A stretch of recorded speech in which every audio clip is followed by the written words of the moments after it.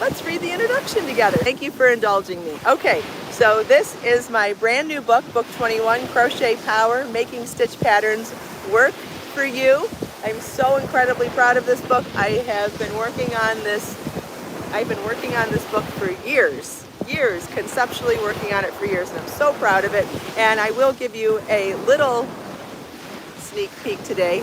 This is going to be the first book in the Crochet Power series. I've decided that Crochet Power needs to be an entire volume of books, like an encyclopedia back when I was growing up. It's very important to me to continue this in a bunch of directions, and I'm not going to tell you any more than that, other than to say that Book 22, which will be the second book in the Crochet Power series, has begun. I'm working on Chapter 4 right now, so boom.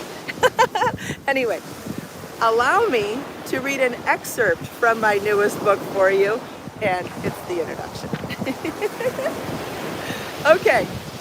I wrote this book for me. Well, the beginner crocheter me anyway. I remember that when I first learned to crochet, I was so excited to create everything and anything, but didn't know where to begin. How I would have loved to have a stitch reference book that could teach me not only how to crochet beautiful stitch patterns, but also transform beautiful stitch patterns in so many ways. In this book, each stitch pattern is interpreted 4 different ways for unlimited possibilities for exploration. Each stitch pattern is shown even in rows, even in rounds, increase in rows, and increase in rounds. Each stitch pattern includes charts as well as written instructions for every adaptation of the pattern stitches, along with repeat information for you to explore beyond the written words and charts. Use the even in rows section to create any sized 2-dimensional fabric, from a scarf, placemat, or afghan to any other flat fabric. When working in rows, always turn your work at the end of every row unless otherwise stated.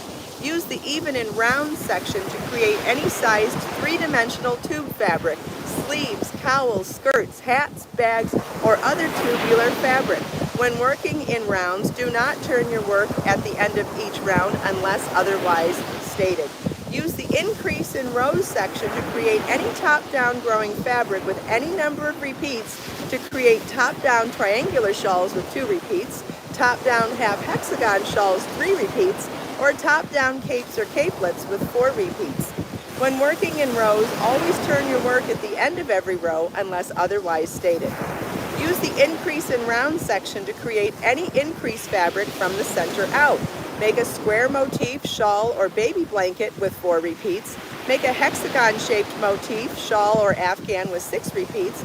Or make an octagon-shaped motif, shawl, or baby blanket with 8 repeats. When working in rounds, do not turn your work at the end of each round unless otherwise stated. With this book, it is my dream to empower you to get the very most out of every stitch pattern and gain the skills and confidence to make anything you want to make with your crochet hook and yarn. Learning is such a personal experience, and each of us learns in a unique way.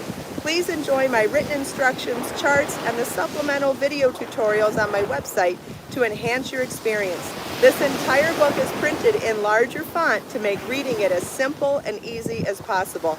I am so excited to share Crochet Power with you. I hope you enjoy it as much as I do. Yay! Thank you so much for letting me read that to you. I am so excited for you to get your hands on this. So excited. Yes, all of the books that I have independently published have been in 14-point font, so that would start with Motif Magic and working your way up. If you want, I can keep going for a minute and show you all of the incredibly helpful additional information that's in the front matter of the book before we even get started on the stitch patterns. So, how to read crochet patterns, how to read crochet charts, how to measure and achieve gauge, what's important about gauge, how to properly weave in your ends, how to block, different types of blocking, shaping and drying, yarn substitution, approximate yardage for different types of projects. So like when you're in fingering weight yarn, there are ranges for how many yards you would need for a hat, a scarf, a shawl, adult sweater, and afghan. And then those same estimates are also available for sport, number 2 sport weight, number 3 DK, number 4 worsted, and number 5 bulky. That chart alone is something extremely important to keep in mind. Then how to get different weights of yarn by doubling different yarns. So lace weight doubled equals fingering, DK doubled equals worsted, and so on and so forth. Then there's a whole chart here on hat circumferences. So what size hat, what sizes you would need for a preemie hat through adult large. So really great reference material there.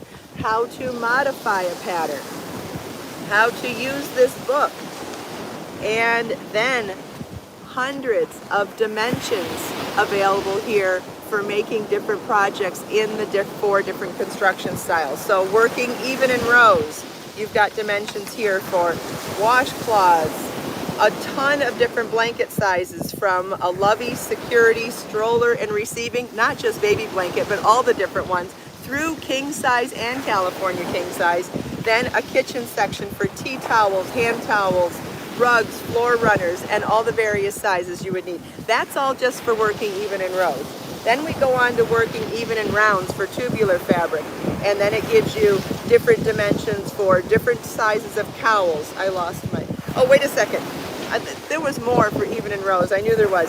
So different scarves, from skinny scarf to the length for 5 years old, the length for 8 years old, 11 years old, preteen, small woman, medium woman, large woman, small man, medium man, large man.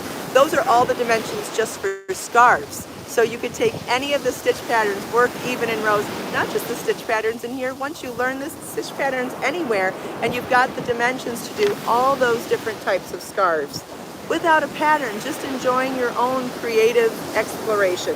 Then working even in rounds is the tubular fabric, so it gives you a bunch of different sizes for different cowls, and then all of those hat charts, all those dimensions on the hat chart as well. Then increasing in rows, which is top-down increasing like with shawls. It's a bunch of different shawl sizes. Then working increase in rounds, so like for making square motifs and the different shapes like we mentioned. That's earrings, coasters, dishcloth, bag, and then rug sizes and square shawl sizes as well. So just so much information, and that's just all before the stitch patterns begin. And then we start with the stitch patterns. And they're separated into 3 different chapters. The first chapter is more of the simpler stitch pattern, so like doing all single crochet. But don't think that that's boring, because yes, if I was just showing you how to work even in rows and single crochet, that's a little simple. I get that. But then how to do it even in rounds, how to do a top-down increasing in a single crochet, and then how to do an increasing in the round for squares and hexagons and single crochet. Why is that important?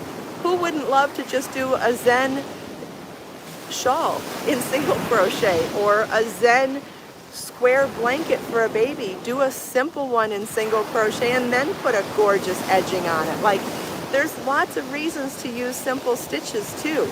Like, you could really just go on and exploring all of your different yarns and your hooks just with that single crochet. Because here's the thing, then let's talk about gauge, and let's talk about different yarns and how they look with a tight crochet hook gauge and a loose crochet hook gauge. Over the years, I've done a lot of beautiful garments and shawls simply using single crochet and a way larger hook than was necessary to get a lacy effect without having to do a single lace stitch. Sometimes you get a lacy effect just by going super loose in your gauge. So don't discredit the simple single crochet. Honestly, you can explore. There's so many variables when you are. There are just so many variables when you are being creative. Whether you're focusing on color, fiber content, the texture of your yarn, the gauge with whatever size hook you're using.